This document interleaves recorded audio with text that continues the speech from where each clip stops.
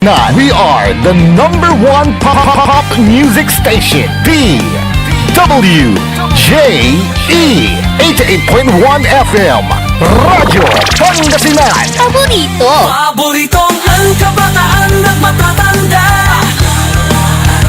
Paboritong pakinggan sa bus, tricycle, jeep at mga opisina. Paborito mo, paborito ko, paborito natin lahat. DWJE 88.1 FM, Radyo Pangasinan. Number one pop music station. Paborito. Ang susunod na programa ay rated GP. GP? Ano yun? Garantisadong pampaborito! Wadyala sa programan Mambangon si kayo kapaborito. Pakaringalan na sari balita, impormasyon at loob tanpaway na luyag na Pangasinan. Maabig yakabwasan Pangasinan. Maabig yakabwasan Pangasinan. Kaiba sa kapaboriton Dennis Mojares tan sa kapaboriton Aaron Horado. Jalabat at DWJE 88.1 FM Radyo Pangasinan. Maabig yakabwasan Pangasinan. Oras alas 6:08 na kabwasan. Masantos tan maabig ay kabwasan na luyag na Pangasinan. Wadyan ipaparungtal sa programan maabig ay kabwasan Pangasinan. Pakasulan na saray balitad lokal, balitad nasyonal. Agawad loob na 24 oras. Naringalan jalabat at DWJE 88.1 FM Radyo Pangasinan. Paborito. Nakaulupyo adasayan kabwasan Bakteryon Lingkor at Magti Pangasinan Dennis Mojares. Kaibamot si kapaborito Errol Horado. Tanjad technical control si engineer Dennis Palaganas. Agunatan na Huwebes Pizza 12 at bulan na Marso 2026. Dada saray ulo na balitad lokal.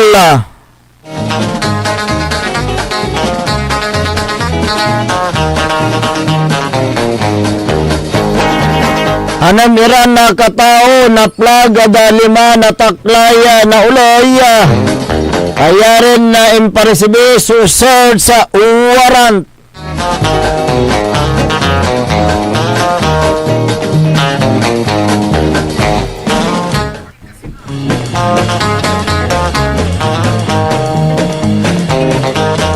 High value individual asakote na operatiba masulok iya 200,000 piso na shabu asamsam.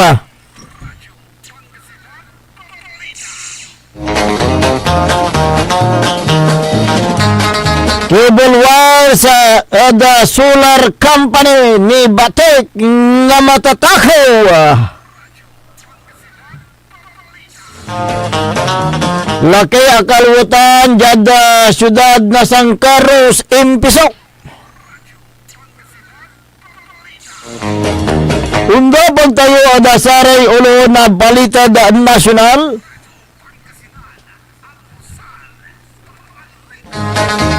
5,000 piso ayuda jada saray public utility vehicle drivers ilarga at untumbok ya Simba.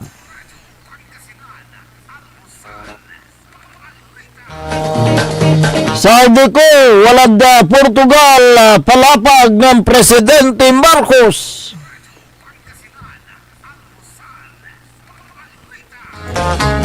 This si abogado ng Vice President Sara para impeachment.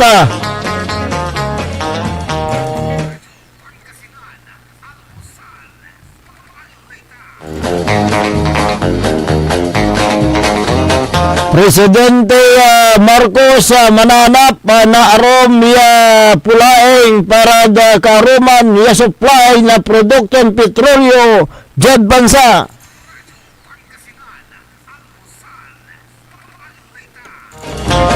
Pangitagoy na pamasahe Eda Saray PUV impasiguro na dito DOTR.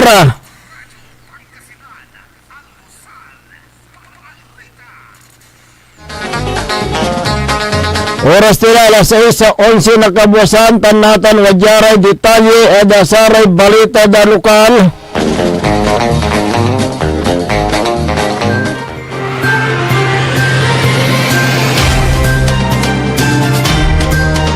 Ano merong katao inaresto at ginawan anti-illegal drug bypass operation na taklan uloy dyan syudad na Urdaneta dyan koordinasyon na Philippine Drug Enforcement Agency PDEA Pangasinan tan Provincial Drug Enforcement Unit na Pangasinan Police Provincial Office dyan pangidaulo ng PNP Provincial Director Police Colonel Arbel Merculio. Ginawa sa operasyon manlapod alas 2 na nga rin hanggang alas 4 na nga rin para maglay na search warrant ya Maclanor adin sunggay na Republic Act 9165 o Comprehensive Dangerous Drug Act of 2002. Diyan sa tanya operasyon na aresto sa numeran suspect yaman taon na 28 tana 58 yasaraya sa residente eda syudad na Urdaneta. Asam-sam sa 8 gramo na Cebu, yaman bili na 54,400, ya kakarga eda 15 na perason hit shield transparent plastic sa siya. Likod eda saraya Cebu, recover iraya Cebu para pirnalia, ya usaran na saraya suspect diligali aktibidad.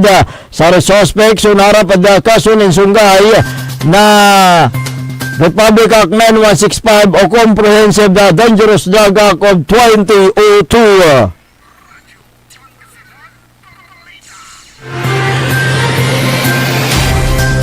Unaabot od 150,000 piso kantidad na cable wires so akulimbat na matatako jad solar plant jad bali na Aguilar Pangasinan. Mismo na detachment commander na security agency na abitlan na solar plant yan narumog jad barangay Lawag abitlan baloy si personal yan na report jad police station po jad investigasyon agawas impantakaw pasado alas 7 na kabusan yakabatan ya wala da apat iran na libon metro na cable wire so ni Batika kabiyang Antonia adiskubre ya wala mo so atake na yung cable wires ya unaabot od 30,000 piso. Sa yan insidente sa pulis ya gagawin sa malaknaban yung investigasyon na Aguilar Police Station.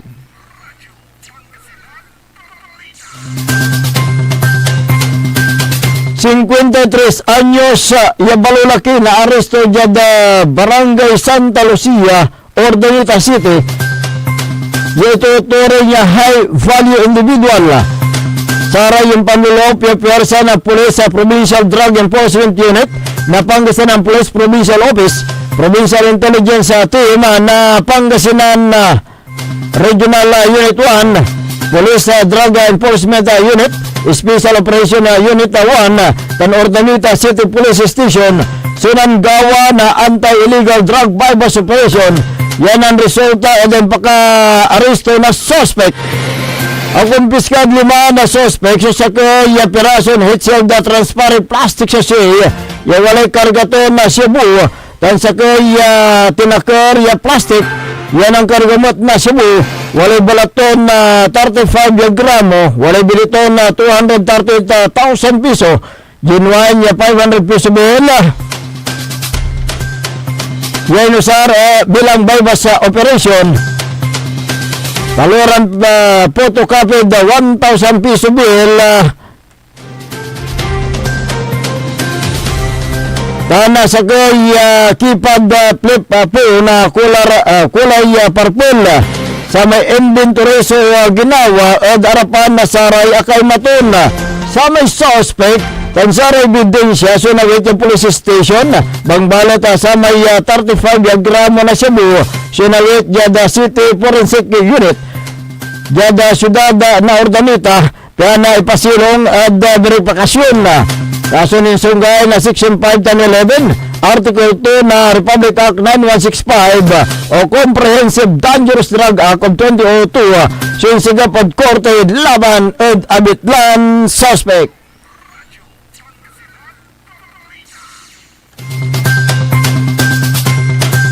Siniklan Supol at oras dalas 11:35 na labi yagawa dya barangay Tuntun West Bali na Lingayen Pangasinan saray biktima na manaya madabit na nabong sumantaon at 43 anyos BE walay asawa Bindor sa 67 anyos yalaki wala asawa ang po trabaho tan 22 anyos wala asawa bangka Tilor. Jadi inisyal yung investigasyon na pulis tanong na magpalapag na sa biktima liga niya si Karay na ugi pa sa si Karay binangon na anak dan na laki lapo da pupulan sa abong daro niya yanan lapo da singer da kumpul boom lapo da mabiskeg sudagom tampol yatin mayok sa puy ya indeklara na fire out na Bureau of Fire Protection at oras na alas 11:50 na labi mula sa kakabaton na sudam news na bilang po tan antoy na lapuan na abitlan puol. Narngulan reka tibukulan ya balita da lokal antes tayo dapat dasara ya balita da nasyonal wajan nire pigaran pa mano.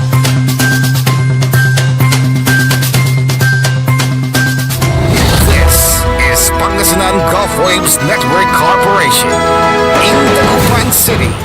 DWJE 88.1 FM Radyo Pangasinan. Looking for a place where comfort meets flavor? Welcome to Cafe Medardo, nestled inside Coras Manor and Garden in Mapandan, Pangasinan. Your cozy escape just off the town's heart. Start your day with a rich aroma of freshly brewed coffee. Savor our signature blends, perfectly paired with warm pastries straight from the oven. Indulge our mouth-watering pasta, all and chef-inspired specialties made with love in every bite. Whether it's a casual catch-up with your friends, a family celebration, or a quiet moment just for you, Cafe Medardo is your perfect spot to relax, connect, and enjoy. Visit us today at Cafe Medardo in Coras Manor and Garden, Mapandan, Pangasinan, where every cup tells a story and every visit feels like home. Cafe Medardo, where every sip feels special. Hindi ba napapansin ang inyong negosyo, mga kapaborito? Abay, magpa-advertise ka na dito sa DWJE 88.1 FM Radyo Pangasinan. We are located at the 3rd floor of Jumel Building, A.B. Fernandez East, Dagupan City. Or you may contact us at 0968-444-4290 or 0956-168-4908. O bueno, mga kapaborito, magpa-advertise na! Umangon na! Samahan ang inyong mga kapaborito. Maabig yung Kapuasan, Pangasinan. Dennis Muhares, Errol Hurado ang gigising sa inyo tuwing umaga sa programang Maabig Kapuasan, Pangasinan. Dito lamang sa #1 Pop Music Station. DWJ 88.1 FM Radyo Pangasinan.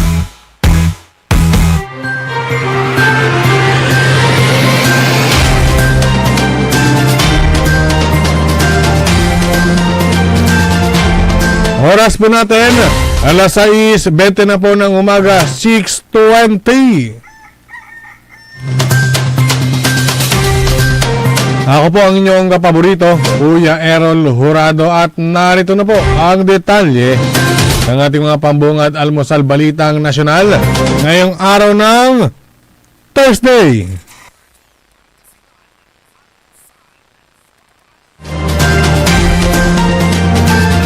Ipinagutos ni Pangulong Ferdinand Marcos Jr. ang agarang paglalabas ng 5,000 pesos fuel subsidy para sa mga driver ng pampublikong sasakyan na apektado ng oil price hike dulot ng tensyon sa Middle East.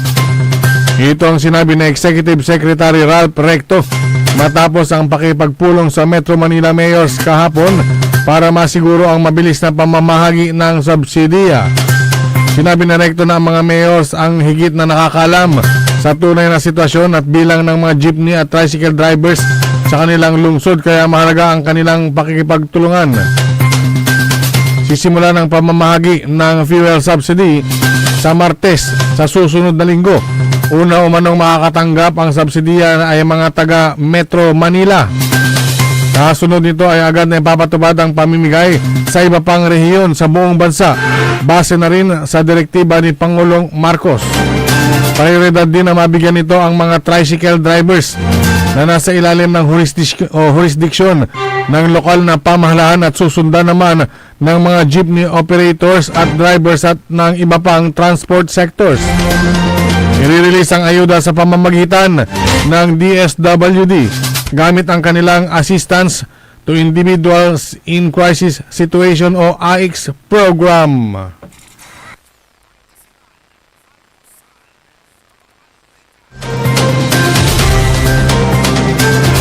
Samantala,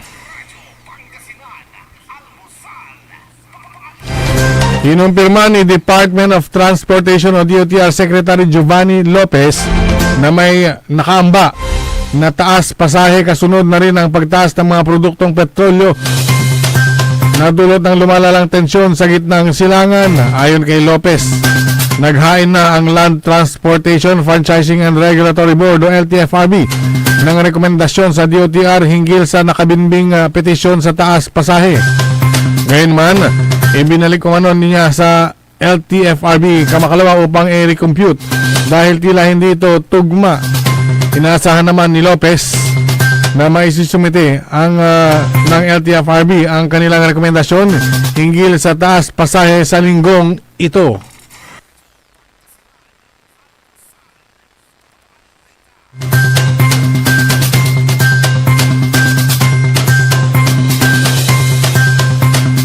At sa iba pang mga balitang nasyonal,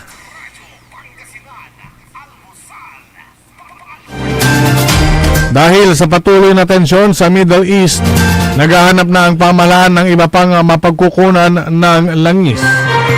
Sinabi ni Pangulong Ferdinand Marcos Jr. nakikipag-usap na ang Pilipinas sa ilang bansa na hindi karaniwang pinagbibilhan ng oil supply upang mapalawak ang pinagkukunan ng langis ng bansa. Sa kabila nito, siniguro ng Pangulo na sapat pa ang supply ng langis sa Pilipinas, kabilang ang mga paparating na supply na kasalukuyang nasa biyahe pa.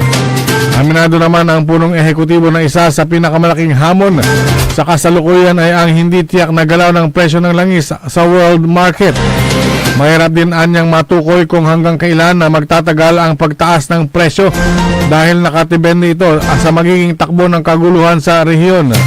Dagdag pa ng Pangulo, kapag tumaas ang presyo ng langis, ay kadalasang sumusunod ang pagtaas ng presyo ng iba pang pangunahing bilihin.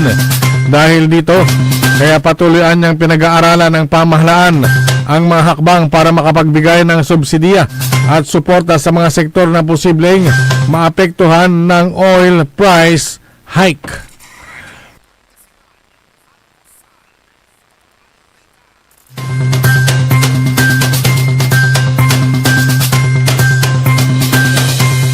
Samantala, aminado si Pangulong Ferdinand Marcos Jr. na hindi madali ang pagpapauwi kay dating Congressman Saldico.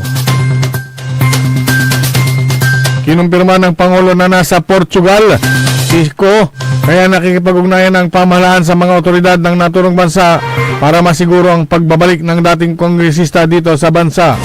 Sinabi ni Marcos na humihiling ng gobyerno ng red notice mula sa Interpol habang patuloy ang pakikipag-ugnayan sa mga otoridad sa Portugal upang may balik sa Pilipinas si Saldico. Nilinaw pa ni Marcos na patuloy ang koordinasyon ng gobyerno sa Portuguese authorities para mapadali ang proseso ng pagpapauwi kay Saldico.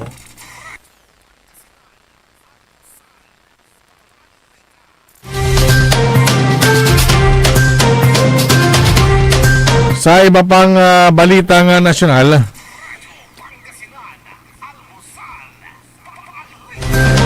tukoy na ng National Bureau of Investigation o NBI ang nasa likod ng pagre-recruit ng 103 sundalo na kinabibilangan ng 18 nagpakilalang dating miyembro ng Philippine Marines. Napawang security aides ni dating Congressman Saldico. Sinabi ni NBI Director Melvin Matibag na kilala na nila ang nasabing retiradong general na hindi pa pinangalanan, bagamat ibinunyag na isa ito sa Class of 1975 ng Philippine Military Academy. Sa gitna ng isinagawang investigasyon ukol sa sinasabing delivery ng kickbacks, sinabi ni Matibag na maaari nilang padalhan ng subpina para magpaliwanag ang tinutukoy na general. Nung nakalipas na linggo ay nagpalabas na ang NBI ng subpina sa 25 individual kabilang ang 18 dating sundalo na nagsiwalat sa isang pulong balitaan na sila ang naghatid ng nasa 805 billion pesos na kickbacks sa manumalyang flood control projects. Inakusahan din ni Baligod si Pangulong Ferdinand Marcos Jr. na may pakana umano sa pamamahagi ng pondo kasama ang iba pa na kinabibilangan ni dating Speaker Martin Romualdez.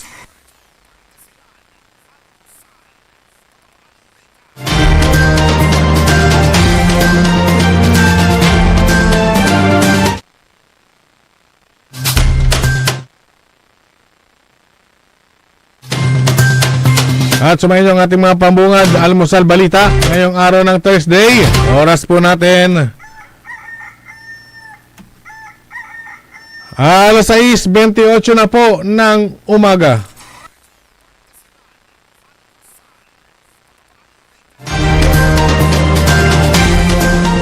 Ang puta-putang Iran Balita. Huwag niyo kong subukan. I am sorry. Kung walang kurap, walang mahirap. My God, I hate drugs. Mahiya naman kayo sa inyong kapwa Pilipino. Ang puta-putang Iran Sunata. Dame yung Son ang puta-putang Iran Impormasyon. Aya sa #1 pop music station. DWJE 88.1 FM. Radyo Pangasinan. paborito. Babala sa publiko mula sa PCSO. Ipinababatid sa lahat ng kababayan na tumatangkilik sa STL o Small Town Lottery sa lalawigan ng Pangasinan na mag-ingat sa pagtaya upang maiwasan ang paglilinlang at iligal na operasyon. May mga naulat na insidente ng bogus o iligal na bangka na pinapasukan ng ilang kabo o kubrador upang matiyak ng inyong pagtaya ay sinasagawa sa lehitimo at otorisadong STL. Iniikayat ang publiko na siguraduhin sumusunod sa mga sumusunod na alituntunin ng kabo o kubrador bago tumaya. Una, ang kabo at kubrador ay may opisyal na ID at chaleco na ibinibigay ng Philippine Charity Statistics Office o PCSO at Grand 88 Gaming Corporation, ang tanging legal at otorisadong operator ng STL sa Pangasinan. Pangalawa, mayroon silang opisyal na papel na may logo ng PCSO at Grand 88 Gaming Corporation. At pangatlo, ang pagpasok ng taya ay ginagawa lamang sa opisyal na betting station ng PCSO at Grand 88 Gaming Corporation. Mahalagang paalala, tiyakin ng inyong kinatayaang kabo o kubrador ay lehitimo upang maiwasan ang anumang aberya o problema sakaling kayo ay manalo. Pandan Festival 2026 Schedule of Activities. March 13, Ginoong Mapandan 2026 Talent Night, 8 p.m. Mapandan Auditorium. March 14, Kalumbaan na Cyclista at Mapandan 2026, 5 a.m. At Mapandan Auditorium, First and Last Canvassing, Mrs. Mapandan International 2026, 6 p.m. Mapandan Auditorium. March 15, Mafanran 2026, 4 a.m. At Mapandan Town Center, Gabi ng Pasasalamat, 6 p.m. At Mapandan Auditorium. March 16, Fireworks Festival 2026, 7 a.m. Mapandan Auditorium. Coronation Night, 8 p.m. at Mapandan Auditorium. Zarzuela, 8 p.m. Mapandan Public Market. March 17, Pandan Academy Motorcade Parade, 6 a.m. Mapandan Academy. Mapandan Academy Night, 8 p.m. Mapandan Auditorium. March 18, Community Night and Grand Raffle Year 4, 6 p.m. Mapandan Auditorium. March 19, Feast of St. Joseph, 6 a.m. The Precreat Parish Balikbayan Tour, 7 a.m. Cafe Medalo, Coras Manor and Garden. Balik Kabayan 2026. 7 p.m. Mapandan Auditorium, March 20. Smart Bingo Bonanza, 1 to 5 p.m. Mapandan Central School. Coronation Night, Mrs. Mapandan International 2026, 8 p.m. Mapandan Auditorium, March 21. Mapandan Zumba, 6 a.m. At Mapandan Auditorium, Street Dancing and Civic Parade, 4 p.m. Start at Nilubot Elementary School.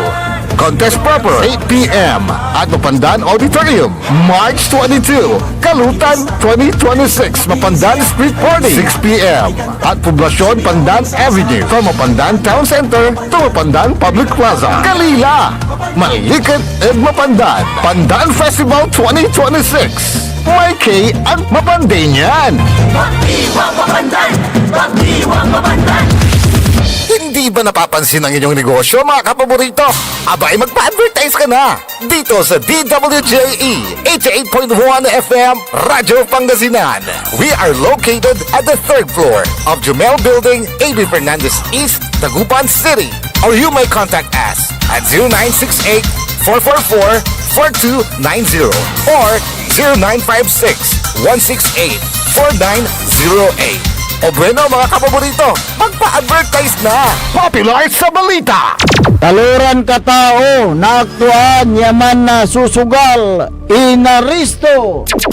Ginawa miya duga sa trabaho, tan talagan na ya at malet, no problem. Construction of flood control, Legacy River, Balongaw, Santa Maria, 47 million.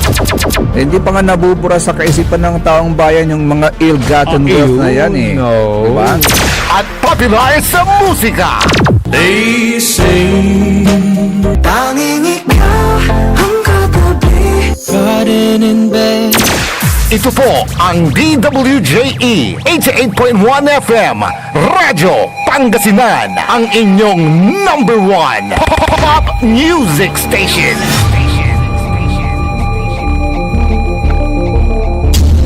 Diyan Pangasinan, walay saksa kaya radio station ya iiyag na Saray Pangasinense. Diyan Aguilar, Paborito! Basista, Paborito, Binmale, Paborito. Bugalyon, Paborito! Labrador, Paborito. Lingayen, Paborito! mga tarap, Paborito! Diyan Orbes Tondo. Paborito! Aya, so 88.1 Radyo Pangasinan. Paborito ng kabataan at matatanda.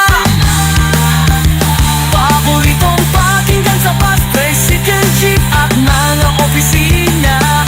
Paborito mo, paborito ko, paborito nating lahat. DWJE 88.1 FM Radyo Pangasinan. DWJE 88.1 FM Radyo Pangasinan. Paborito! Bumangon na, samahan ang inyong mga kapaborito. Maabigyan ka po sa Pangasinan. Dennis Muares, Errol Hurado, ang gigising sa inyo tuwing umaga sa programang Maabig Kabosan Pangasinan. Dito lamang sa number 1 pop music station. DWJ 88.1 FM Radyo Pangasinan.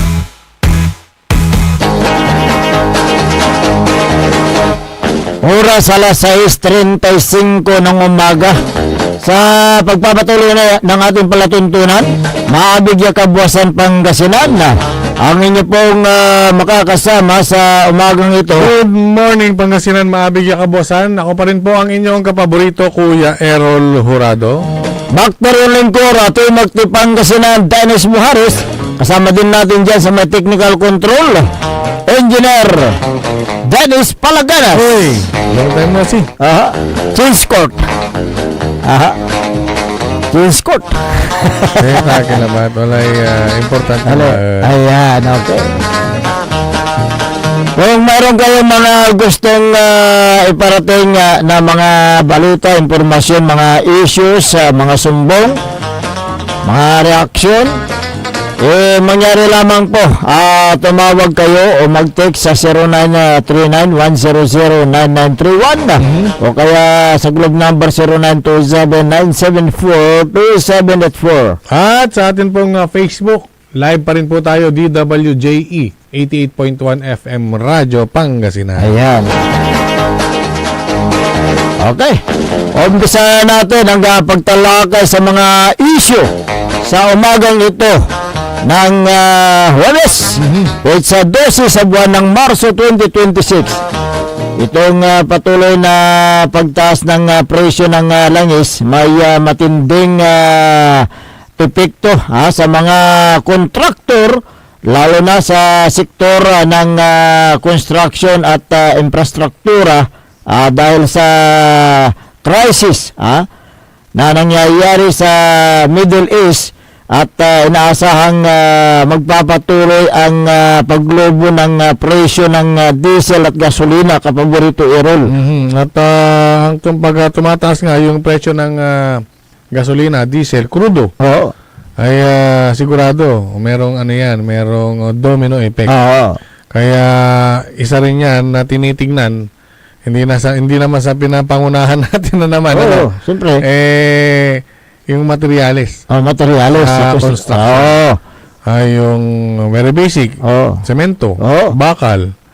At saka sa asfalto. Yung sa kalsada naman, yung espalto. Pero pag ikaw ay private contractor, ang mapapaaray naman yung mismong nagpapagawa ng mga kontraktor. Nagpapagawa ng kanilang building o bahay. Okay.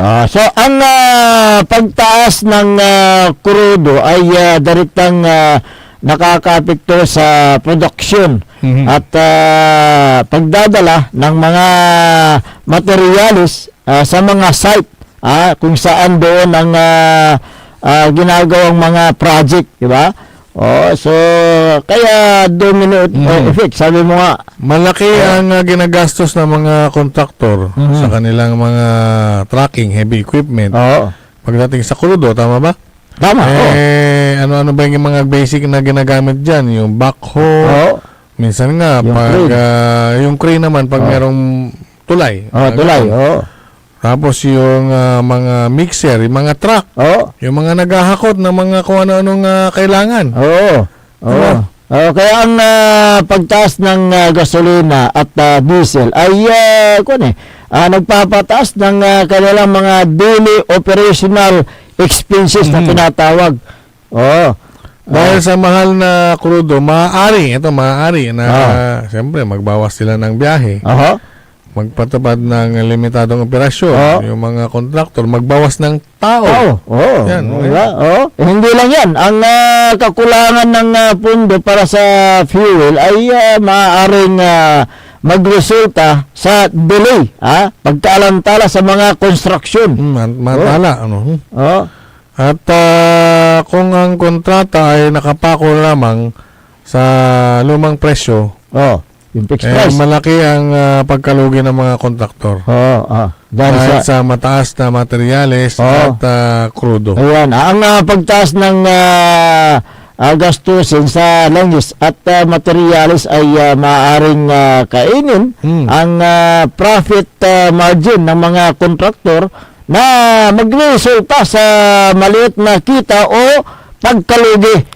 Alam mo kapag ang kontraktor ay nangontrata sa gobyerno, ay may duration yan kailangan matapos mo sa takdang araw. Tama. Pag hindi mo naman natapos, ikaw ang habulin. Paano pag yung kontrata ongoing task, ngayon na biglang nagmahalan? Kaya nga, yun ang problema niya. Nakita tayo na halos walang sumasali ngayon sa bidding.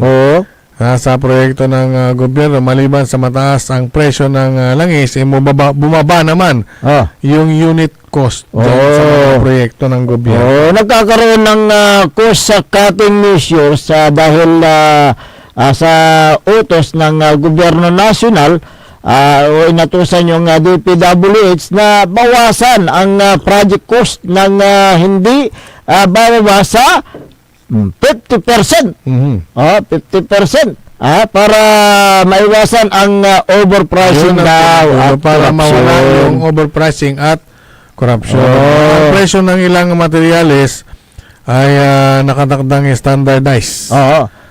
Tulad ng yun yan, espalto. Oo. Nabawasan ng 50% yung sheet pile. Oo. Nabawasan ng 36% at semento nabawasan ng 10%. Oo. Ayan yung unit cost Yun yung negos.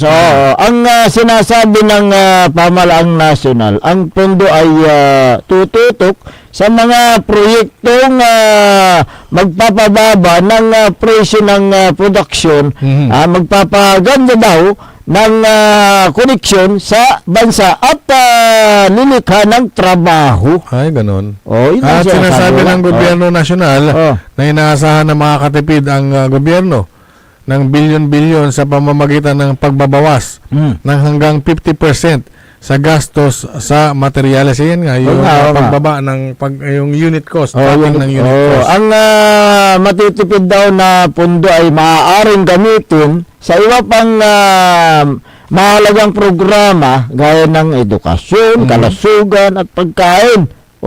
Yan ang sinasabi ng sinasabi rin yan na mababawasan yung overpricing. Overpricing. Sa pagtatapyas ng halos 50% sa unit cost at maayos na pagplano at transparency. May iwasan daw ang pagkaantala ng mga proyekto at makakatulong sa pag-unlad ng ekonomiya. Bagamat maganda ang layunin, may mga pangamba rin na kung hindi maayos ang pagpapatubad dahil sa sobrang pagbaba ng gastos at ay ito maaaring mawi sa paggamit ng substandard na materyales o mababang kalidad ng construction. Ay, mainit ira natang balat.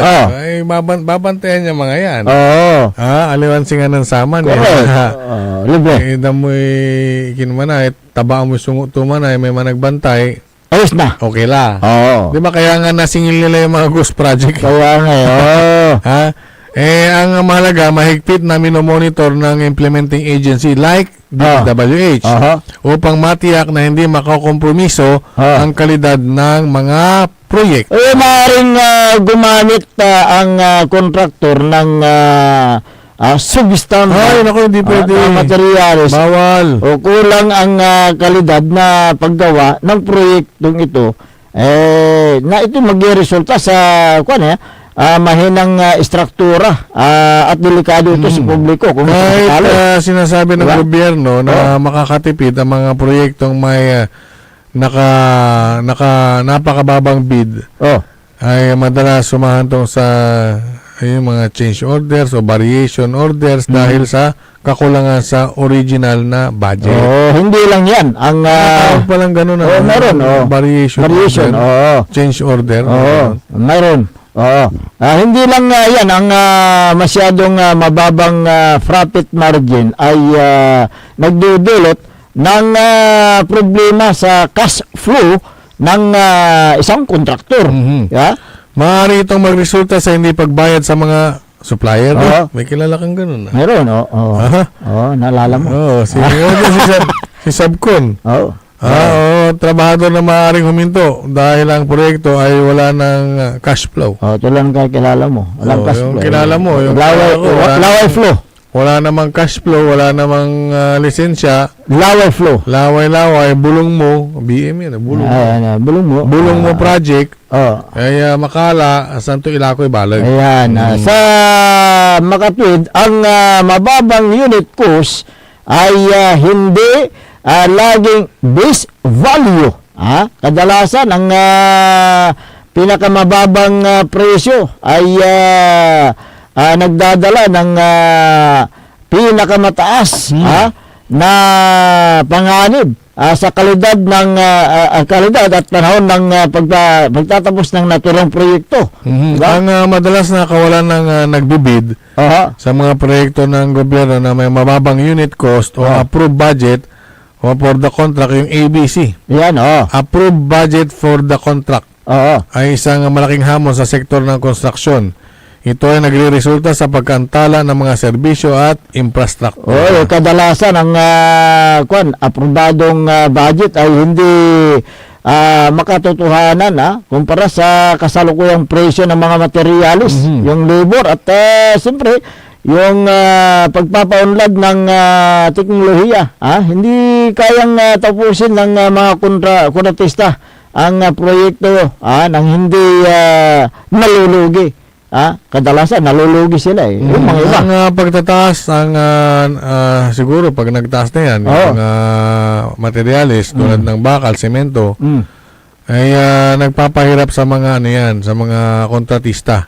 Na pasukin ng mga proyekto, may maliit na tubo, kita ay umahantong sa pagkalugi. Ang mga kwalipikadong kontratista ay umiiwas sa maliliit na proyekto dahil sa mas mataas na risgo at maliit na balik ng kailang kita. Maliit. May nagsasabi nga dyan na matagal ang proseso ng pagbabayad. Tulad ngayon, hinigpitan ng gobyerno ang mga kontratista. Ang kanilang ginawang proyekto bago lumitaw ang flood control anomaly, may mga kontraktor na hindi pa nakakasingil.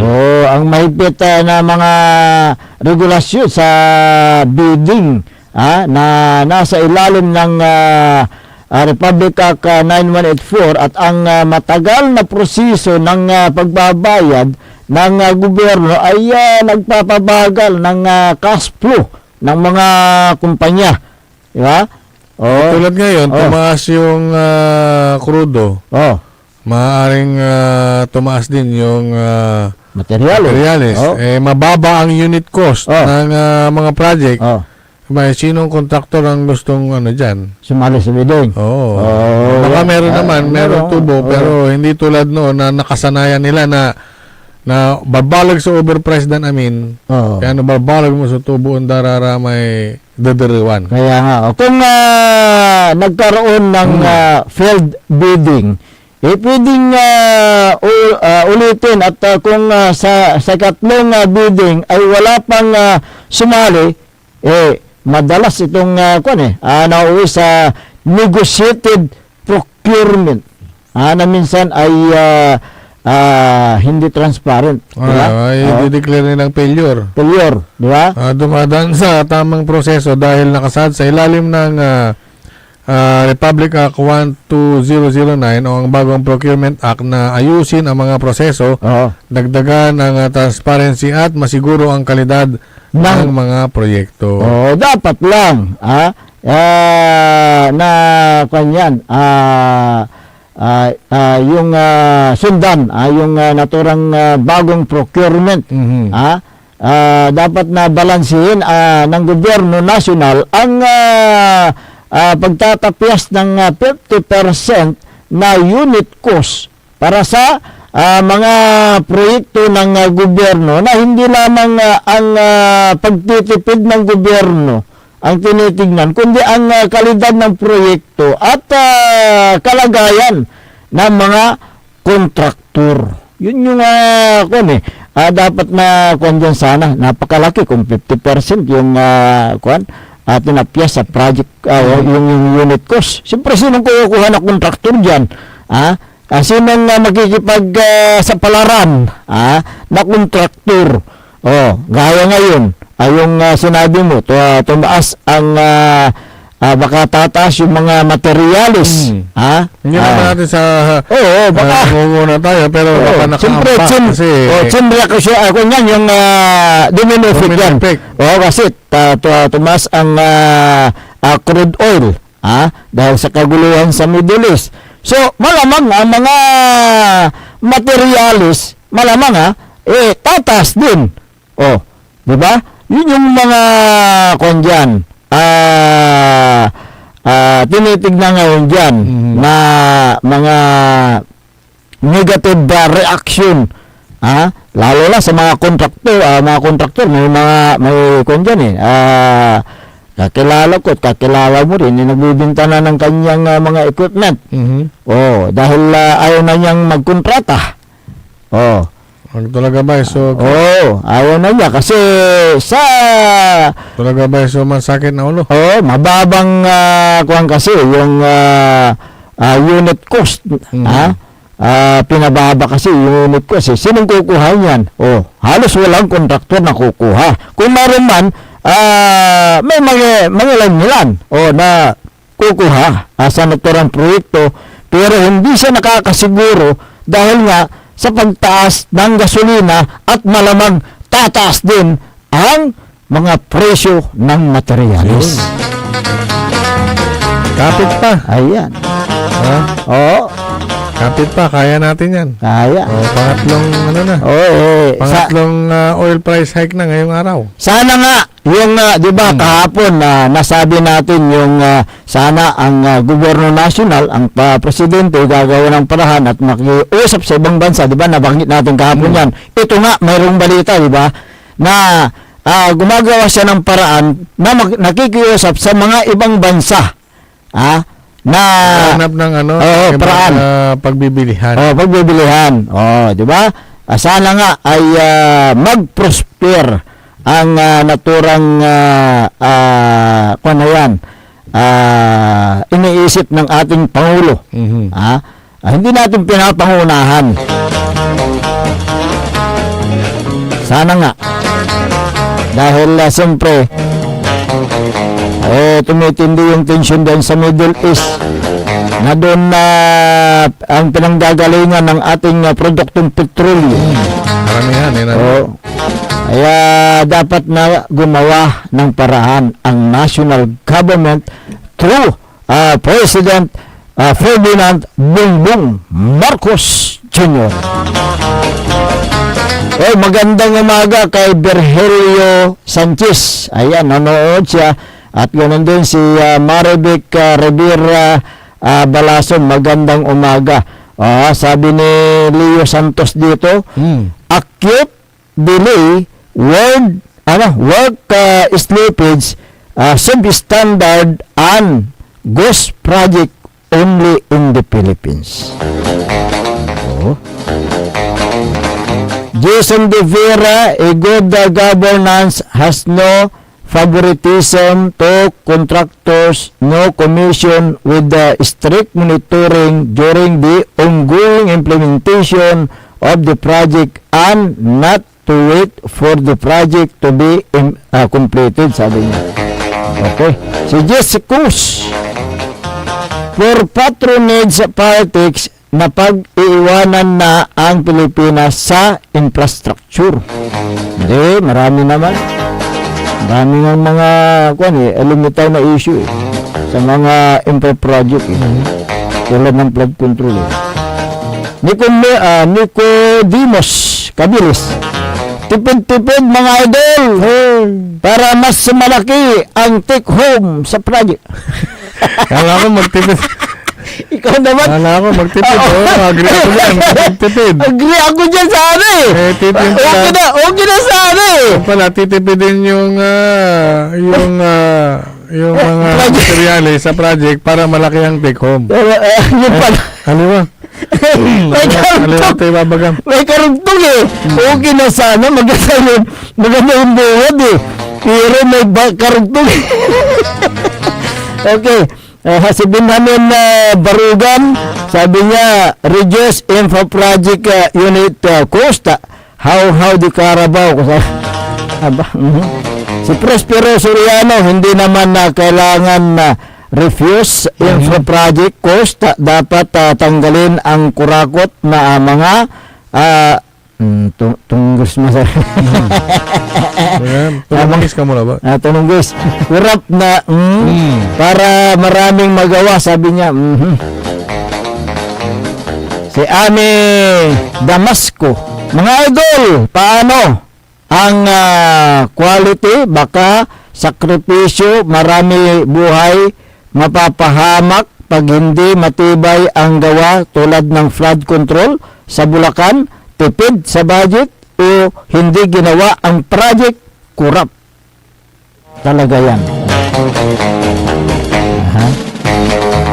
Si Celestina Baltasar, idol, kung gusto nila mabawasan ang kurakot sa gobyerno. Firing squad. Ay, wala. Hindi mangyayari. Hindi mangyayari yan.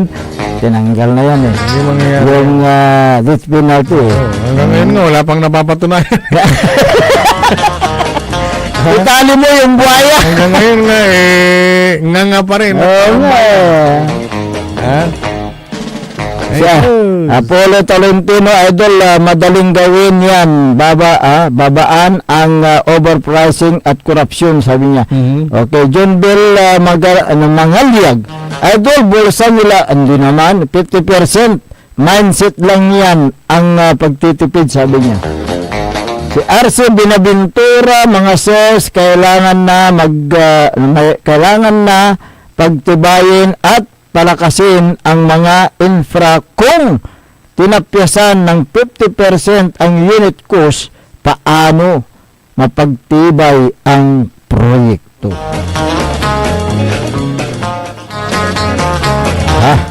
Yun nga. Siyempre, halos walang kukuha ng project sa gobyerno. Magmula ng kuwan yan eh, nung may issue tungkol sa flood control eh, di ba? Doon na kasi nag-umpisa yung init. Doon, nag-umpisa. Hindi, ang nag-umpisang bookingan doon sa Sa Sona. Susuna. Ibinulgar ng Pangulo. Mahiya naman ko. Oo. Pag-iraramay kindi man. Nandoon na, May audience. ayan, pinapalakpakan ang kailang sarili. Ay, sarili! Kanta. Hindi, siyempre tayo pinapalakpakan. Malakpak sila talagang gusto nilang masawata. Yan, oo. Kusinok Diners dyan sa Malanay, Santa Barbara, Pangasinan. Magandang umaga sa mga nandyan. Kung gusto nyong kumain ng mga masasarap, pinapaitan, bulalo, sisig. Hoy, napakasarap. Ayan, pumunta dyan sa may Kusinok Diners. Kung hindi nyo mahanap, isama nyo kami ni Pare Errol. Para kami ang guide ninyo. Ayan. Si Caramel de la Cruz at Madam Geraldine de la Cruz good morning ng San po. Carlos. Kumusta na po kayo? 888 Infinity Construction Supply, Malanay, Santa Barbara. Yung mga nandyan na empleyado, magandang umaga po sa inyo. Ganon din sa GML Auto Care. Si Sir Sa Santa Barbara, takbo ka dun sa Anolid. Anolid, GML Auto Care. Sir Jonar, good morning. Ayan, Lapure ng Barangay Anolid, Mangaldan. Sa aming pagbabalik, talakayin natin ang issue tungkol sa curriculum flexibility, na ito'y pasado na raw sa Senado.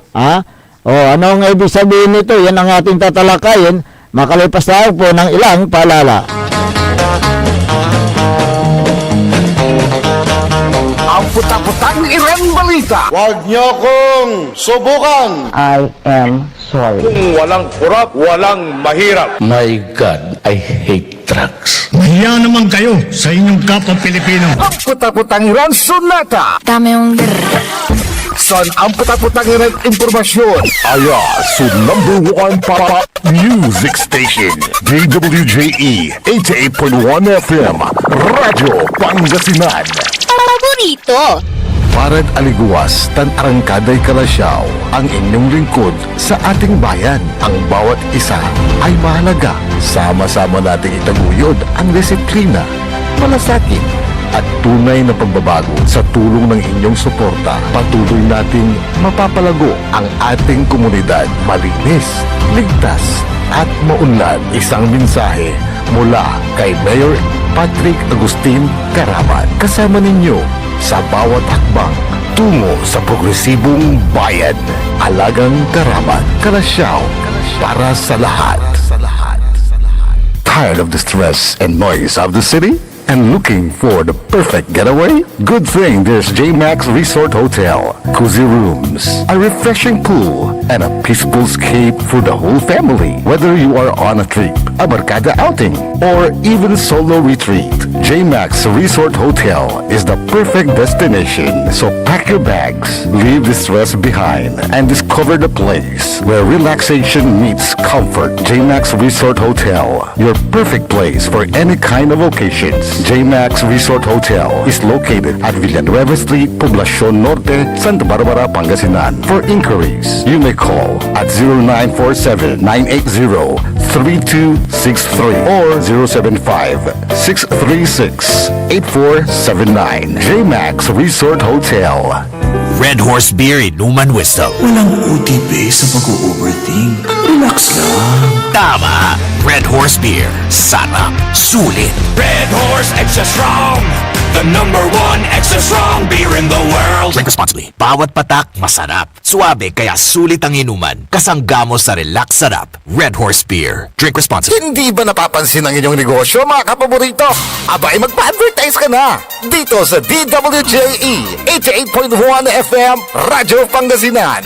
We are located at the 3rd floor of Jumel Building, A.B. Fernandez East, Dagupan City. Or you may contact us at 0968-444-4290 or 0956-168-4908. O bueno, mga kapaborito, magpa-advertise na! Popular sa balita! Taluran ka tao, naaktuan yaman na susugal, inaristo. Ginawa miya duga sa trabaho, tan talagan na yaet malet, no problem. Construction of flood control, Legacy River, Balongaw, Santa Maria, 47 million. Hindi pa nga nabubura sa kaisipan ng taong bayan yung mga ill-gotten wealth na yan eh. No. Diba? At popular sa musika! They say tanging ikaw ang katabi. Garden in bed. Ito po ang DWJE 88.1 FM Radyo Pangasinan, ang inyong #1 pop music station. Jad Dagupan, walay saksakay ang radio station ya iyayag nasaray Dagupenyo. Jad bunuan dinlo, Paborito. bunuan buking, Paborito. bunuan gese, Paborito. kamay, Paborito. karae, Paborito. tanjad karanglaan. Paborito. Aya, so 88.1 Radyo Pangasinan. Popular sa balita, popular sa musika. Pangasinan Golfwaves Network Corporation. Sa Pangasinan, we are the #1 pop music station. DWJE 88.1 FM Radyo Pangasinan. Paborito. Paboritong ang kabataan at matatanda. Paboritong pakinggan sa bus, tricycle, jeep, ating mga opisina. Paborito mo, paborito ko, paborito natin lahat. DWJE 88.1 FM Radyo Pangasinan. #1 pop music station. Paborito. Umangon na! Samahan ang inyong mga kapaborito. Maabig yung kaposan Pangasinan. Dennis Muarez, Errol Hurado, ang gigising sa inyo tuwing umaga sa programang Maabig Kagabosan Pangasinan.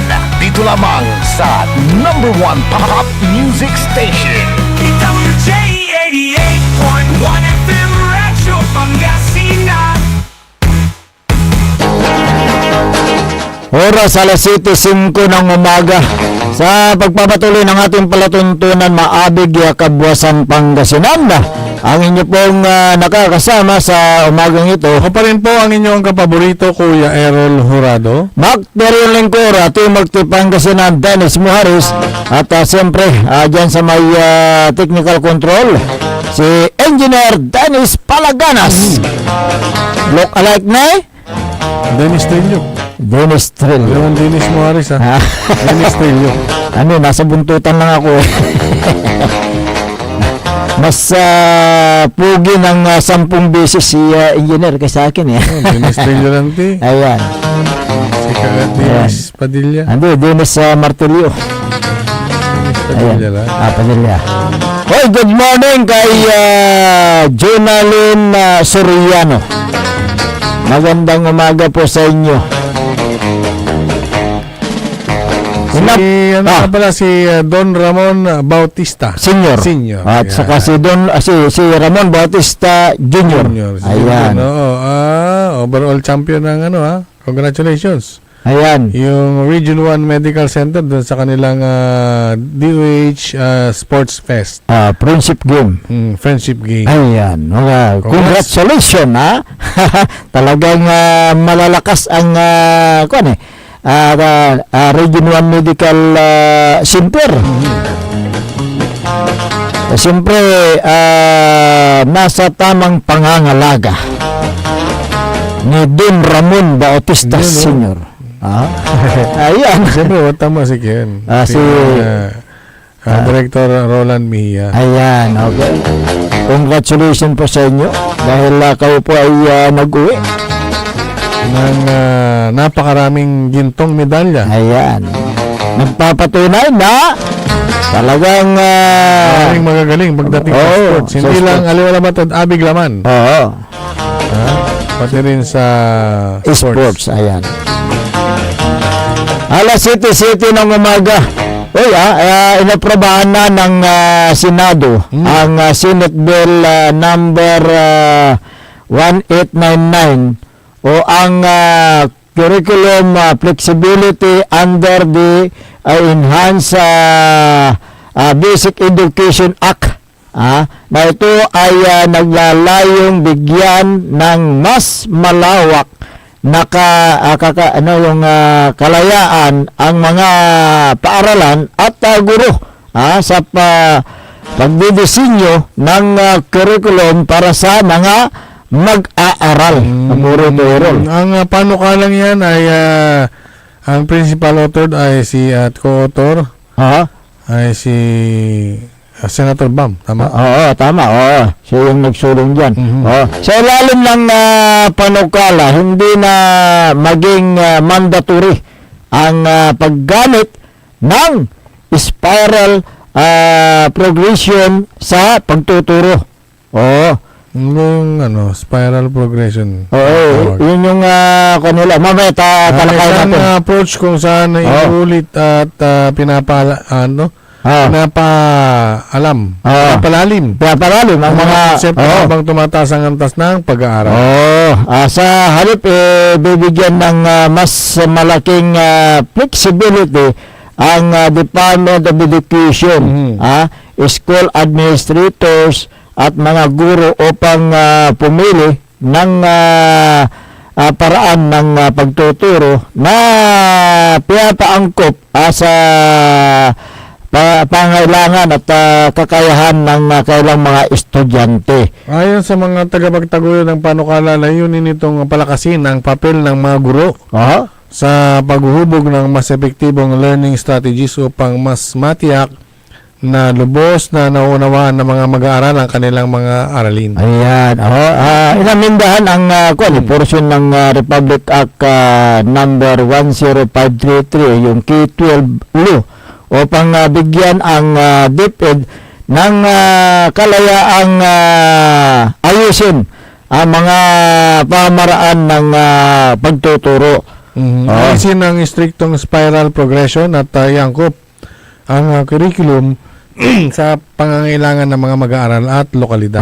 Ang pagsulong ng Republic Act 10533 ay ang layunin nitong naturang batas tanggalin ang limitasyon na tanging spiral progression lamang ang dapat gamitin ng sa pagtuturo na nagbibigay dahil sa mas epektibong pamaraan ng pagtuturo. Alisin ang striktong spiral progression at iangkop ang curriculum sa pangangailangan ng mga mag-aaral at lokalidad At ito nga, binigyan ng kalayaan ang DepEd na magdesisyon kung anong pedagogical approach ang pinakamahusay na akma para sa master ng mga mag-aaral bago lumipat sa susunod na baitang. Ang layunin ay hindi lamang ituro ang material, kundi siguraduhin ang pagtuto sa pamagitan ng pag-aangkop sa kakayahan ng mga guro at ang paaralan. Inirekomenda ang pag-localize at indigenize at pagpapahusay ng curriculum base sa konteksto ng bawat paaralan gaya ng itinakda sa orihinal na batas. Ang layunin ay tutukan ang pag-master ng mga batayang kasanayan kaysa pagsunod lamang sa isang striktong struktura. Ang panukalang ito ay tugon sa mga hamon sa implementasyon ng kasalukuyang kurikulum upang masigurong hindi nagiging angkop ang edukasyon sa kanilang kalagayan. Ang flexibility sa pagtuturo ay binigyan din ng panukala ang pagbibigay ng tiwala at kakayahan sa mga guro na iakma ang kailang mga aralin ayon sa kakayahan at pangailangan ng mga mag-aaral sa bawat paaralan at komunidad. Ang ikalawang Congressional Commission on Education o EDCOM 2 ay aktibong sumusuporta sa panukalang ito upang mapabuti ang mastery ng mga aralin at matugunan ang mga learning gaps. Sa ilalim ng alternatibong pamaraan, ang layunin nito ay hindi tuluyang alisin ang spiral progression, kundi bigyan ang DepEd ng wasto ay yung otoridad na magpatupad ng iba't ibang pamaraan kung ito ay mas epektibo, ito ay sumasalalim sa pagsusuri kada 5 taon. Yun yung curriculum flexibility noong 2024 pas ang DepEd ng order na nagpapahintulot sa mga para na magkaroon ng kakayahang umangkop sa pag-aayos ng schedule ng klase para sa matatag na curriculum. Doon sa isang hiwalay naman na House Bill, yung 11213, kung hindi ko kakamali, na inihain na panukala. Ito ay naglalayong magbibigay ng yung opposition sa mga kwalipikadong grade 10 student na laktawan ang senior high school at dumiretso na sa kolehiyo upang mabawasan ang pasanin sa pinansyal at mabilis ang pagtatrabaho ng mga yung mga bata. Dalawang issue dito, ang pagtanggal ng striktong spiral progression approach. Ito ay ang isang pamamaraan sa curriculum tulad ng K-12 program kung saan ang mga paksa ay tinuturo ng paulit-ulit mula kinder hanggang grade 10. May mga papataas na antas ng at ito ay siyempre sabi nila medyo kasi nahirapan yung mga bata doon sa itinakda na mga batas noon. Kaya ito ngayon nirepaso nila kung dapat nga ba na tanggalin batay doon sa naturang Senate bill ni Senador Bam Aquino. Okay. Kaya yung tanong kanina. Ano ba itong spiral progression? Yung ang spiral progression ay isang paraan ng pagtuturo sa K-12 curriculum. Ayan, Kung saan ang mga paksa ay inuulit sa bawat baitang. Inuulit nila. Sa grade. Ngunit mas lumalalim at mas magiging komplikado habang tumataas ang grade ito. Tulad nito, may sample sila dito. Science. Science, pagdating sa science, sa grade 3 meron na. Meron na. Yung basic idea ng plants and animals. Correct. O pagdating ng grade 5 sa science, mas detalyadong ecosystem naman. Oo. Sa grade 7, cells and body system. Oo. Sa grade 10, genetics and advanced biology concepts. So ito yung sinasabi, paulit-ulit. Pero mas lumalalim. komplikado, mas lumalalim. Oo. Yan. Ayan, so yun ang ibig sabihin yan. Oo. Kaya sa pamagitan ng yung Senate bill, dapat kanyan mapag-aralang mabuti kung nararapat nga ba o hindi na tanggalin yan. Sabi ng mga nakakausap kong estudyante, okay lang sir. At kasi para matuto kami yung mga hindi pa natututo sa mga pinag-aralan nila noong sila ay, for example, nasa grade 3, ngayon nasa ika-5 baitang na sila, hindi nila alam yung pinag-aralan nila noon. Kaya kailangan na ma-refresh sila yun sa kailang mga pinag-aralan. Yun ang sinasabi ng mga ibang estudyante. Pero yung mga advance naman, yung kailang pag-iisip, sabi na, ulit-ulit na yan. Yung mga sinasabi noon, tinuturo noon. So, yun po. Yung Senate bill na ito ay inihain ni Senador Bam Aquino, aprobado na daw itong Senate bill na ito.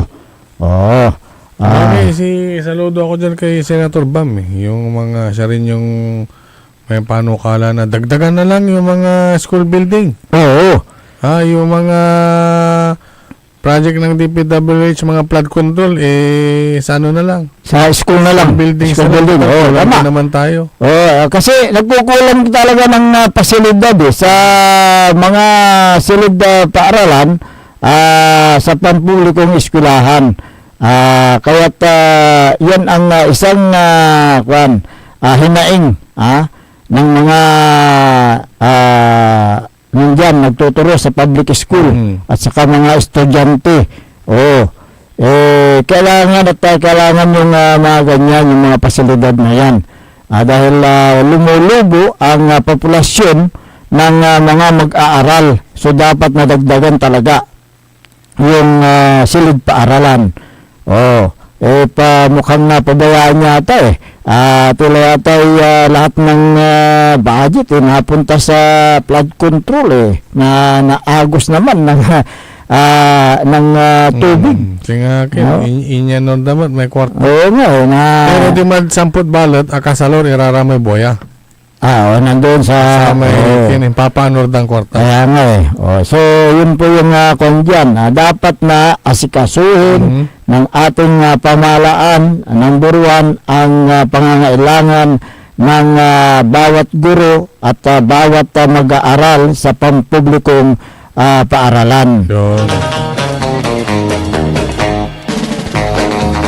Magandang umaga kay Mayor Christian Biga ng Mapandan. Ayan, 12, 13, bukas mag-umpisa na yung Ginoong Mapandan. Activities nila dyan sa Mapandan.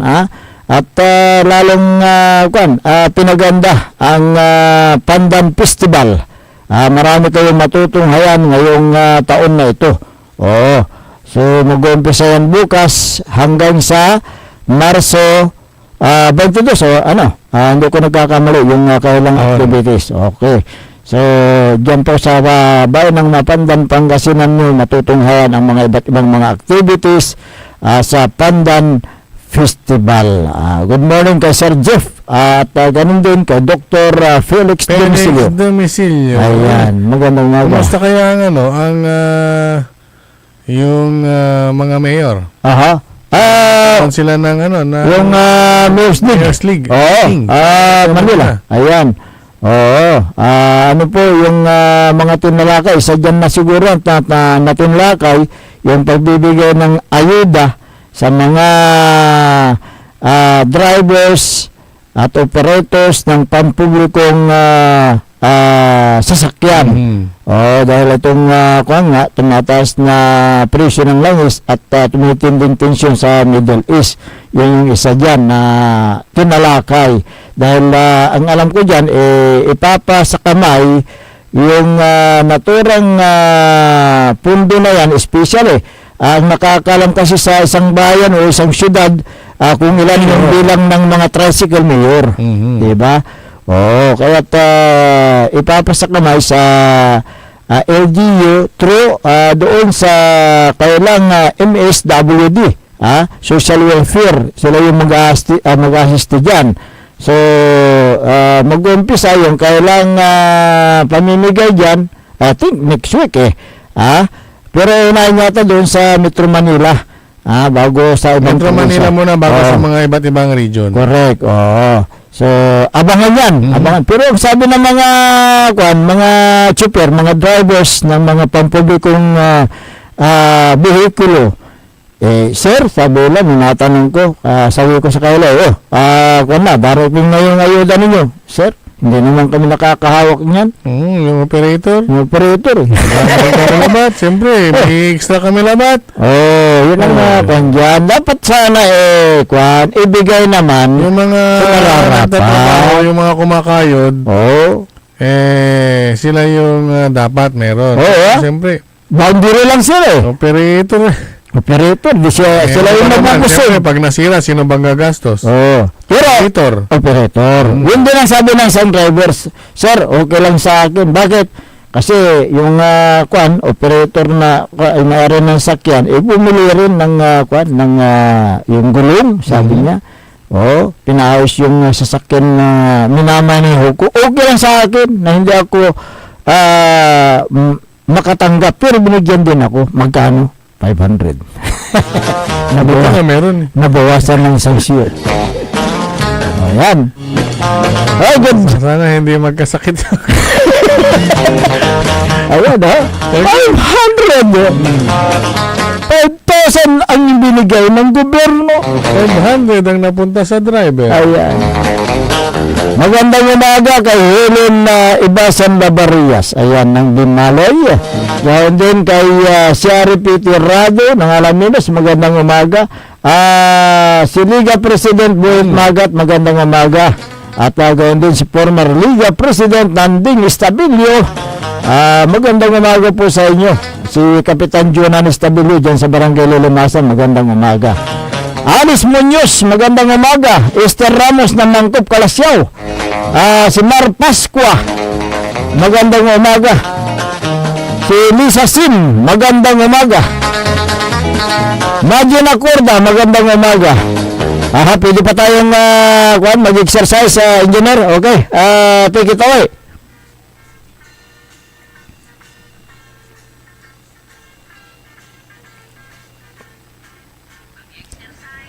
Magandang umaga kay Mayor Patrick Agustin Karamat ng Kalasyaw. Si Vice Mayor Kevin Roy Macanlalay, good morning. Magandang umaga din kay Councilor Kyle Arthur Baguisa Gaspar. Si Councilor Ilyas Villanueva, good morning sir.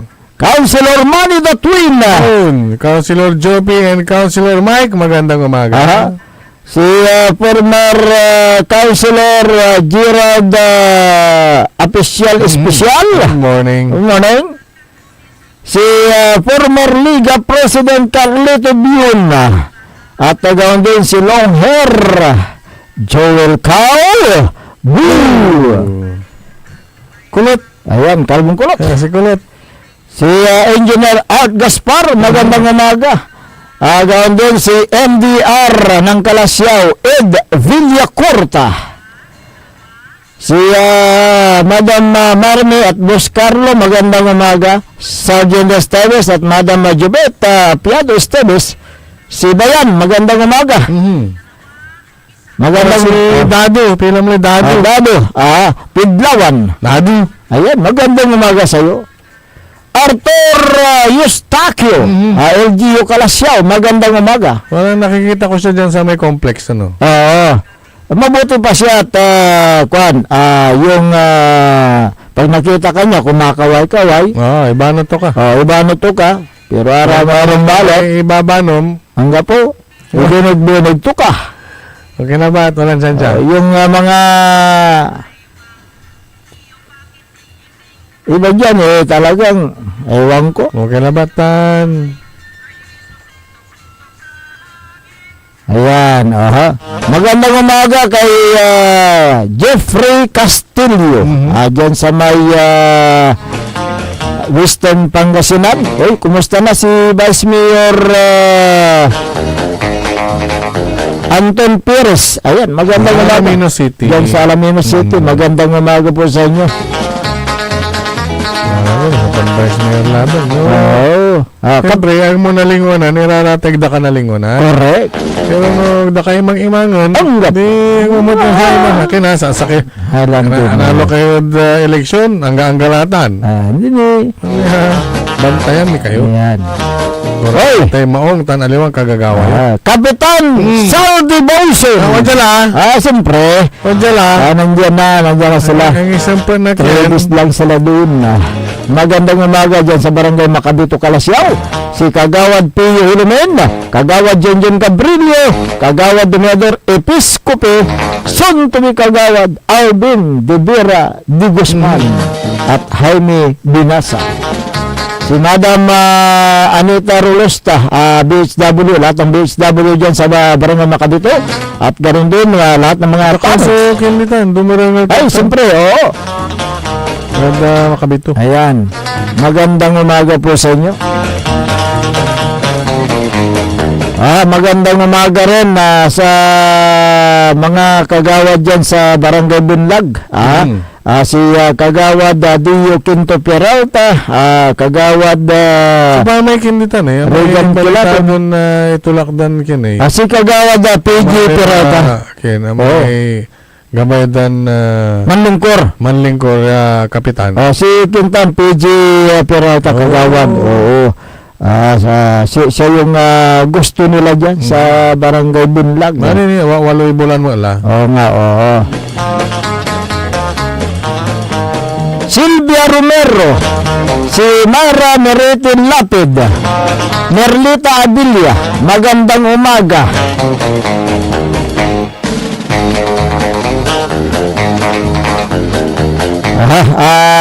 Dagiti kailan tayo dito First District nga ambag nabigat kada kayo amin apong awan lamas na. Ngagsapa ka. Ngagsapa. Naabig abuklas kumuy amin ditan na. Kalutang sambal at bulinaw.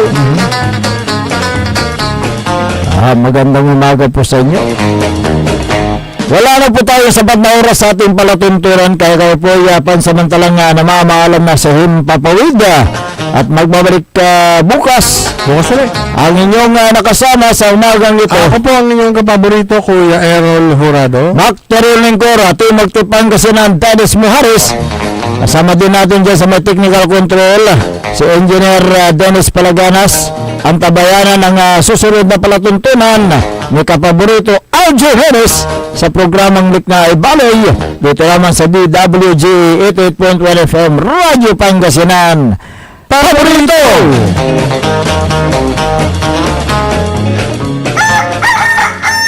Wadyala sa programan Mambangon si kayo kapaborito. Pakaringalan, nasari balita, impormasyon at loob tantaway na luyag na Pangasinan. Maabig yakabwasan, Pangasinan. Maabig yakabwasan, Pangasinan. Kaiba sa kapaboriton Dennis Muhares dan sa kapaboriton Errol Jurado. Jalabat, DWJE 88.1 FM Radyo Pangasinan. Maabig yakabwasan, Pangasinan.